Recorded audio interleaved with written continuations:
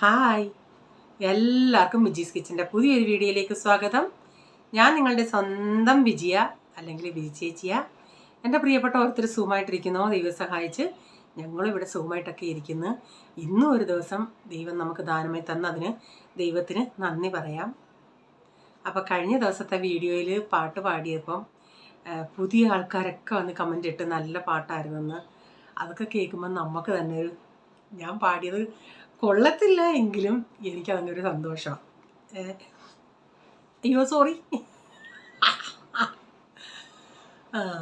അപ്പം ഇല്ല, ചൊട്ടയില ശീലൻ ചുടല വരെ എന്ന് പറയുന്ന പോലെ അങ്ങ് ശീലിച്ചു പോയി, ഇങ്ങനെ ആക്കി.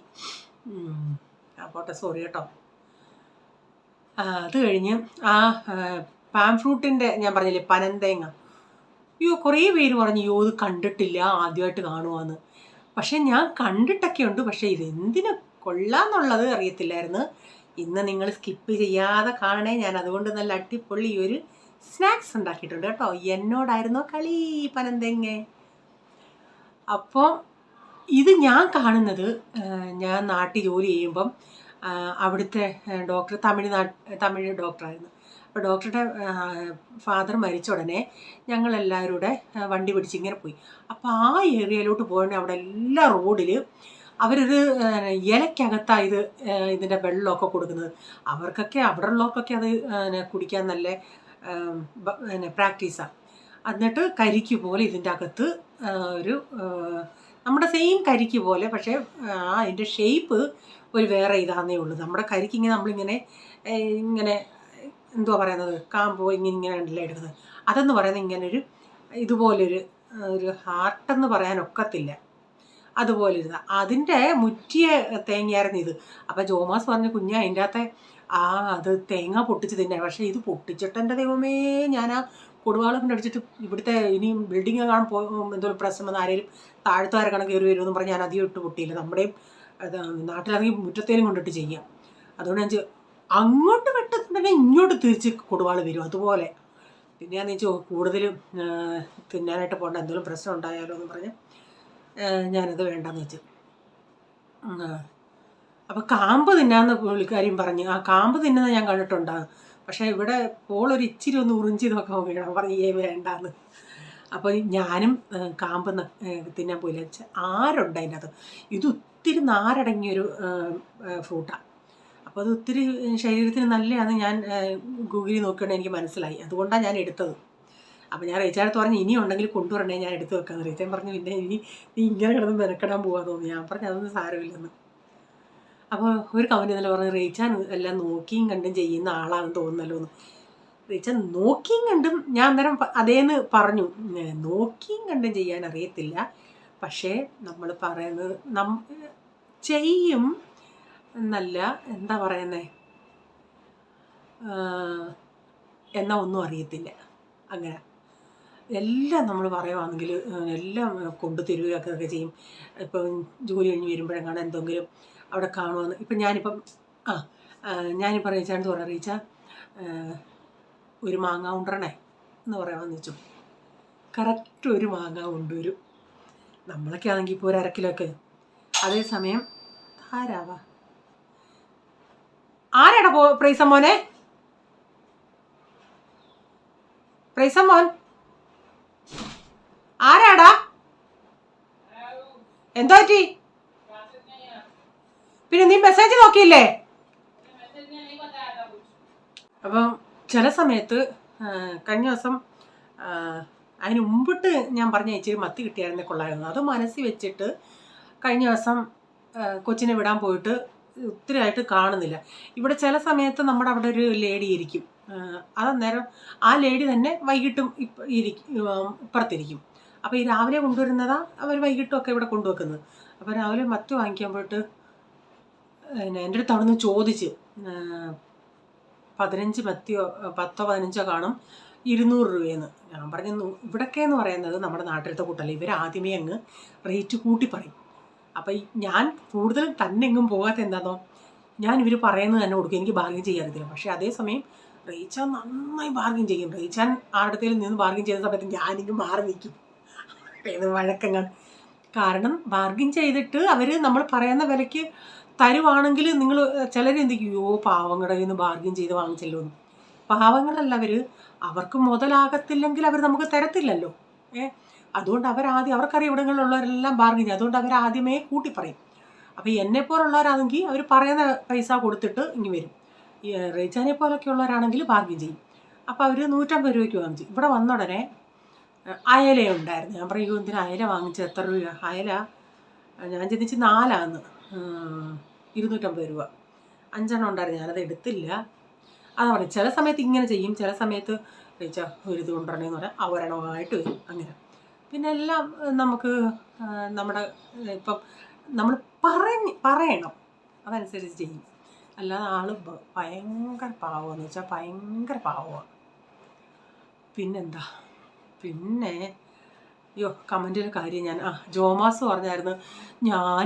ജിൽസി എന്നോട് പറഞ്ഞില്ലേ, ഞാൻ ഒരു പഴയ സബ്സ്ക്രൈബറാ, ഞാൻ 3-4 കമൻറ്റ്, അന്നേരം ഞാൻ ഇന്നലത്തെ വീഡിയോയിൽ അത് പറഞ്ഞില്ല. അപ്പം പുള്ളിക്കാരി പറയാം, ഞാനും 3-4 കമൻറ്റ് ഇടുമല്ലേ, എനിക്കറിയാം 3-4 കമൻറ്റ് ഇടുമെന്ന്. പക്ഷേ ജിൽസി ഇങ്ങനെ ഇൻട്രൊഡക്ഷൻ എന്നോട് പറഞ്ഞത് കൊണ്ട് ഞാൻ പറഞ്ഞതാണ്. ജോമാസും കാരണം നമ്മളാണെങ്കിലും ചിലരുടെ വീഡിയോ കാണുമ്പം എല്ലാം കൂടെ കണ്ടിട്ട് കമൻ്റ് ഇടാൻ പോയാൽ ആ കാണുന്ന സമയത്ത് എന്തൊക്കെയാ ഇതിനും പറയണേ ഇതിനും റിപ്ലൈ കൊടുക്കുന്നുണ്ട്, ഒന്നും കാണത്തില്ല.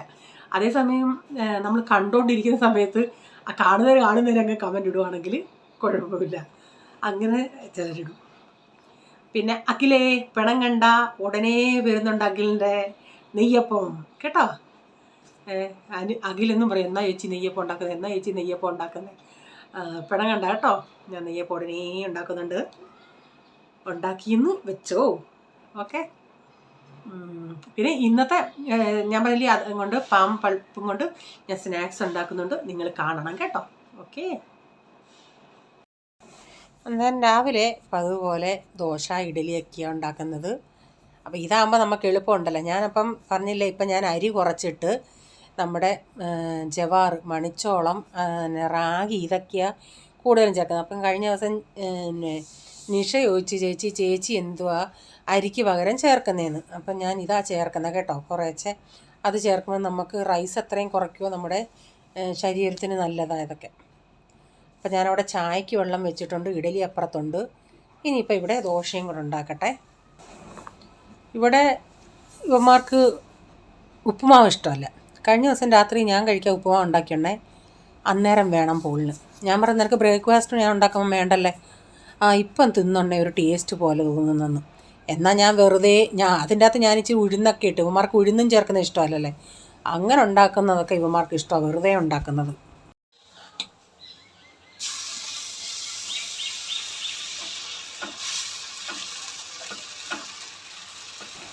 ഇവിടെ പിന്നെ എല്ലാവരും റേച്ച കഴിക്കുമെന്ന് പറഞ്ഞാൽ റേച്ചാൻ ഒരു സമയം എടുക്കും കഴിക്കണമെങ്കിൽ. ഏറ്റവും അവസാനം കഴിക്കാൻ ഞാൻ വരുന്നെന്നും പറഞ്ഞിരിക്കും. പിന്നെ ദോശയ്ക്കും ഇഡലിക്കും സാമ്പാറും ഇരിപ്പുണ്ട്, ചമ്മന്തിയുണ്ട്. അപ്പോൾ എന്തുവാ വേണ്ടതെന്ന് വെച്ചാൽ അതനുസരിച്ച് കൊടുക്കാം. അപ്പോൾ എല്ലാവർക്കും കൊടുത്ത് ഞാനൊരിച്ചിരി ചമ്മന്തിയും എടുത്തുകൊണ്ട് പോകും. ഞാൻ ഇച്ചിരി മല്ലിയിലൊക്കെ ഇതിലരച്ചതാ ഗ്രീൻ കളറ്.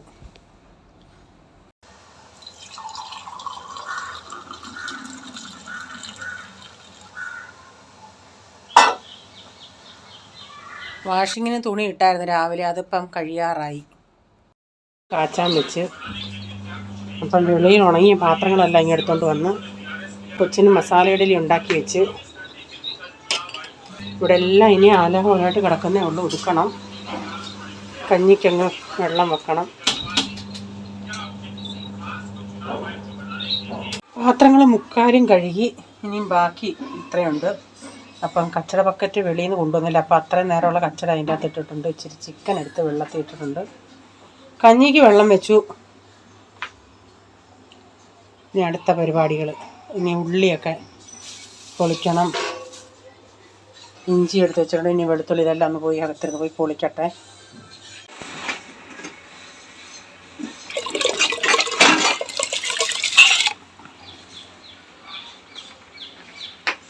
ഇതിലേക്കൊരു 4 സവാള, വലിയ 4, ചെറുതാണെങ്കിൽ അതിലും ചേർക്കണേ. ഇത്രയും ഇഞ്ചി, ഇത്രയും വെളുത്തുള്ളി, ഒരു വലിയ വെളുത്തുള്ളി. ഒരു 3 ഇഞ്ച് വലുപ്പത്തിലുള്ള ഇഞ്ചി.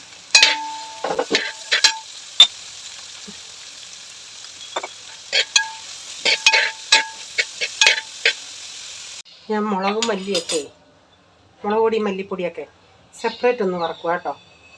1 ടീസ്പൂൺ മഞ്ഞൾപ്പൊടി, ഒരു 1.5 കിലോ ചിക്കനുണ്ട്.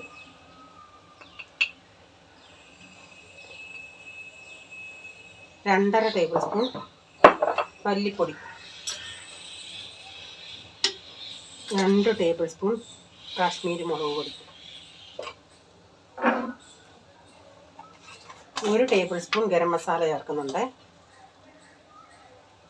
അതൊന്ന് ഞാൻ അപ്പുറത്തെ അടുപ്പിലൊന്ന് ചൂടാക്കി എടുക്കട്ടെ. അപ്പോൾ ഉള്ളിയൊക്കെ ഞാൻ ഇടയ്ക്കിടയ്ക്ക് ഇളക്കി കൊടുക്കുന്നുണ്ടായിരുന്നു. അതൊക്കെ ഒന്ന് നന്നായി വഴന്ന് വന്നിട്ടുണ്ട്. അതിലേക്ക് നമ്മൾ ഈ മൂപ്പിച്ച മസാലയും കൂടി ഇട്ട് കൊടുത്തിട്ട് കുറച്ച് നേരം ഒന്ന് ഇളക്കി കൊടുക്കാം.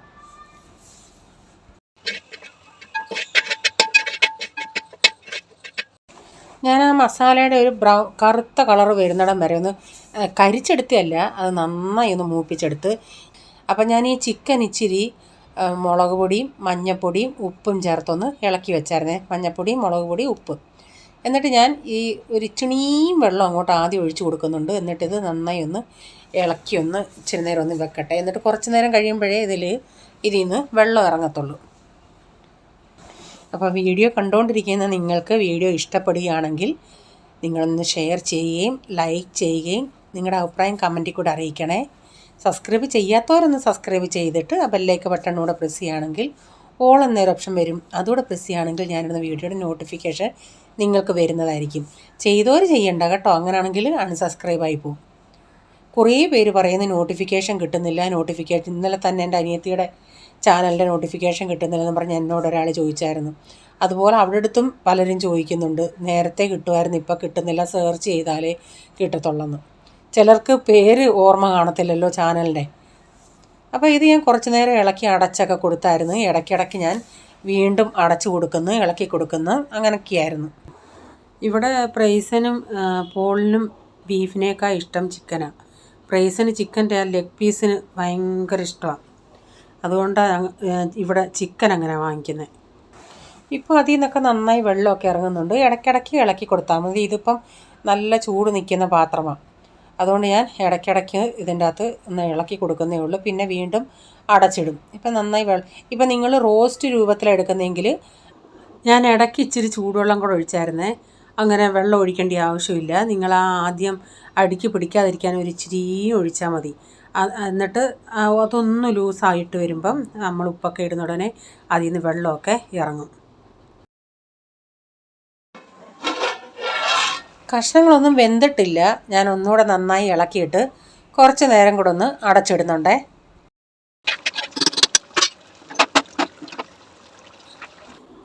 ഇപ്പം ഞാൻ ഇതിൽ നിന്നൊരു കഷ്ണം എടുത്ത് നോക്കിയുണ്ടേ, വെന്തിട്ടുണ്ട്. കഷ്ണം നോക്കുമ്പോൾ എല്ലുള്ള കഷ്ണം എടുത്ത് നോക്കണേ, അല്ലാതെ ബോൺലെസ് എടുത്ത് നോക്കിയാൽ വെന്തതായിട്ടേ ഇരിക്കത്തുള്ളൂ.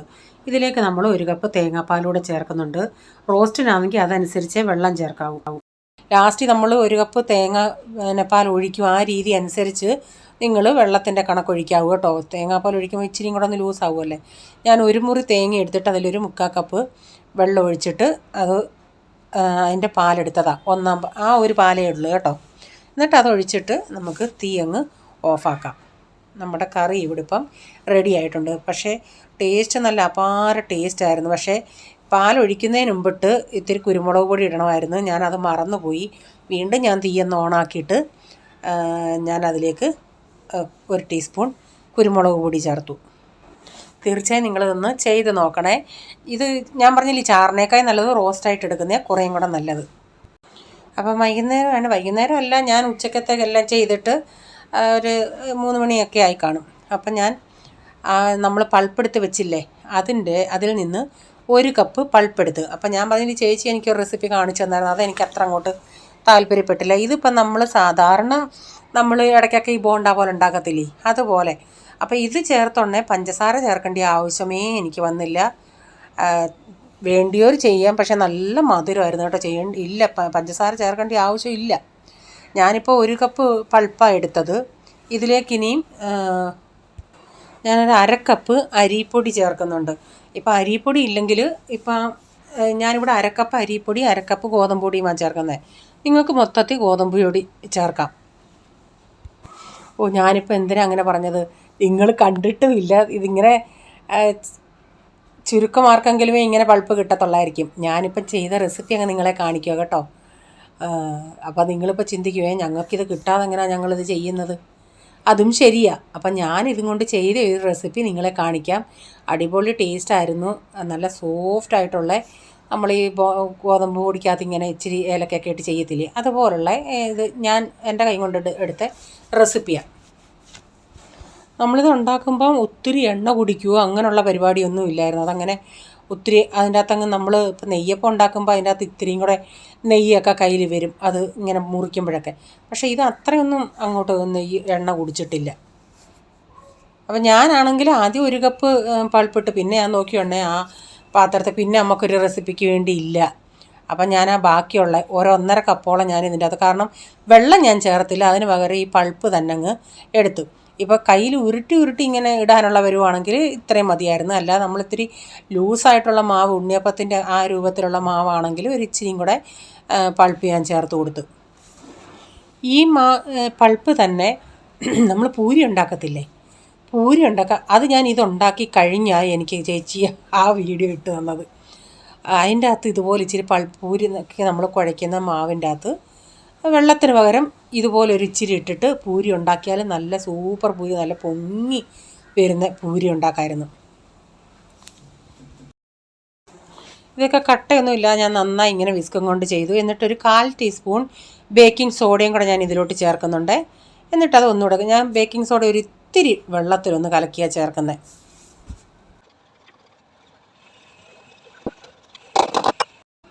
അപ്പോൾ ഞാനിവിടെ എണ്ണ വെച്ച് ഞാൻ 3-4 എണ്ണം ഉണ്ടാക്കി, അതിവിടെ എടുത്ത് കഴിപ്പ് കഴിഞ്ഞു. അപ്പോൾ അഥവാ മാവ് നിങ്ങളുടെ ലൂസായിട്ട് ആണെങ്കിൽ ഒരു ടേബിൾ സ്പൂൺ എങ്ങാനും ഗോതമ്പ് പൊടിയോ എങ്ങാനും ഇട്ടിട്ട് ഒന്ന് ടൈറ്റാക്കാം കേട്ടോ. നമ്മൾ മാവ് ഒത്തിരി ലൂസാവുകയാണെങ്കിൽ ഷേപ്പ് നമുക്ക് കിട്ടത്തില്ല. അപ്പം ഞാനിങ്ങനെ ഓരോ ചെറിയ സ്പൂണിൽ ഇങ്ങനെ കോരി ഒഴിക്കുന്നുണ്ട്. അത് സോഫ്റ്റാണെന്ന് നിങ്ങൾക്ക് കണ്ടാൽ അറിയാം, കാരണം അത് എണ്ണയിൽ ഒഴിച്ചിട്ട് ഒരിച്ച് കഴിയുമ്പോൾ കണ്ടത് താനേ അങ്ങ് എണ്ണയിൽ നിന്ന് പൊങ്ങി വരും. വലിയ പാത്രമാണെങ്കിൽ ഇതിനേക്കായി പെട്ടെന്ന് ഉണ്ടാക്കിയെടുക്കാം. ഞാനിപ്പോൾ കുറച്ചുണ്ടാക്കി ചായക്കോട് കൂടെ ഡാഡിക്കൊക്കെ കൊടുത്തു. അപ്പോൾ ഇത്രയും മാവിൽ നമുക്ക് ഒത്തിരി കൂടുതൽ ഉണ്ടാക്കാൻ പറ്റും. 1 കപ്പല്ല നമ്മൾ ടോട്ടൽ എടുത്തുള്ളൂ. 1/2 കപ്പ് ഗോതമ്പ് പൊടി, 1/2 കപ്പ് അരിപ്പൊടി. അപ്പോൾ ഞാൻ കൊടുത്തിട്ട് ബാക്കിയുള്ളത് ഇത്രയും ഞാൻ ചായക്ക് അവർക്ക് 3-4 എണ്ണം വെച്ച് കൊടുത്തു. പിന്നെ കൊടുക്കാമെന്നുള്ള രീതിയിൽ, കാരണം എനിക്ക് വീഡിയോ എടുക്കാൻ ഈ പാത്രത്തിൽ ഇച്ചിരി കാണണ്ടേ, അതുകൊണ്ട്. പോളും 1-2 എണ്ണം പ്രീസമോൻ വന്നില്ല. വന്നു കഴിഞ്ഞ് അവനും കൊടുത്ത്, അവനും ഒത്തിരി ഇഷ്ടമായി. അത് പോളിനേക്കായി ഇത് കഴിച്ചത് പ്രൈസമോനാണ്. റീച്ചാനാണെങ്കിലും വന്നിട്ട് ചില കാര്യങ്ങളൊന്നും റീച്ചാൻ അങ്ങനെ താല്പര്യപ്പെടത്തില്ല, റീച്ചാനും ഇഷ്ടപ്പെട്ട്. അപ്പോൾ ഞാൻ പറഞ്ഞില്ലേ, ആ ഫ്രൂട്ടിന് നല്ലൊരു മണവും ഇതുണ്ടെന്ന്, അതിൻ്റെ ടേസ്റ്റ് നമുക്ക് മനസ്സിലാവും ഇതിൻ്റെ ടേസ്റ്റാന്ന്. ഇവരും ആദ്യമായിട്ട് കാണുക, ഞാൻ കണ്ടിട്ടുണ്ടല്ലോ നേരത്തെ. ഇവർക്കൊന്നും ഈ സംഭവം എന്തുവാന്ന് പോലും റീച്ചാൻ അറിയത്തില്ലായിരുന്നു. അപ്പം ഞാൻ ഇത്രയും അവർക്കൊക്കെ കൊടുത്തു കഴിഞ്ഞു. ഇത്രയും ഉണ്ട്. ഇനി നാട്ടെ അടുത്ത ട്രിപ്പ് ഇതിലിങ്ങനെ കിടക്കുകയുമാ. ഞാൻ കാണിക്കാം അതിൻ്റെ സോഫ്റ്റ്നെസ്.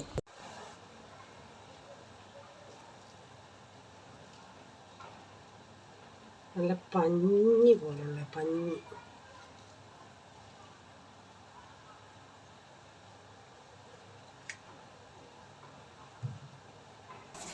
റീച്ചാൻ ഓഫീസിൽ നിന്ന് വന്നോണ്ടേ മുന്തിരിങ്ങ കൊണ്ടുവന്നായിരുന്നു. അത് ഞാൻ ഇച്ചിരി വിനാഗിരി ഉപ്പുമൊക്കെ ഇട്ട് കുറച്ച് നേരം വെച്ചേക്കുമായിരുന്നു. അതൊന്ന് കഴുകി എടുക്കുക. എൻ്റെ കൊച്ചു സന്താനമാണ് എനിക്ക് വീഡിയോ എടുത്തു തരുന്നത്. ഇന്നാളി ഗ്രീൻ കൊണ്ടുവരുമ്പം പറയും ബ്ലാക്ക് വേണമെന്ന്, ബ്ലാക്ക് കൊണ്ടുവരുമ്പം പറയും ഗ്രീൻ വേണമെന്ന്. പക്ഷേ ഇന്നിപ്പം പറഞ്ഞില്ല ബ്ലാക്ക് വേണമെന്ന്. ഇന്നാളി ബ്ലാക്ക് കൊണ്ടുവന്നുണ്ടെങ്കിൽ പറഞ്ഞ് ഇനി ഗ്രീൻ വേണമെന്നും പറഞ്ഞ് ബഹളമായിരുന്നു. അങ്ങനെ ഇത് കൊണ്ടുവന്നത് ഇന്നിപ്പം. എനിക്ക് സ്റ്റീലിൻ്റെയും ഈ കിഴുത്തപ്പാത്രം ഉണ്ട്, അത് ഇത്തിരി വലുതാണ്, അതുകൊണ്ട് അത് എടുക്കേണ്ടതെന്ന് പറഞ്ഞ് ഇത് എടുത്തതാണ് കേട്ടോ. ഇത് അലൂമിനിയത്തിൻ്റെയാണ്. ഉപ്പിട്ട് കഴുകിയിട്ട് ഞാൻ വീണ്ടും ഒന്ന് സാധാ വെള്ളത്തിൽ കഴുകി, അല്ലെങ്കിൽ ആ ഗ്രേപ്സിനൊരു ഉപ്പിൻ്റെ ടേസ്റ്റ് കിട്ടും. അത് ഈ പിള്ളേർക്ക് ഇഷ്ടമല്ല, എനിക്കിഷ്ടമാണ് ആ ഉപ്പിൻ്റെ ടേസ്റ്റും മധുരം കൂടെ.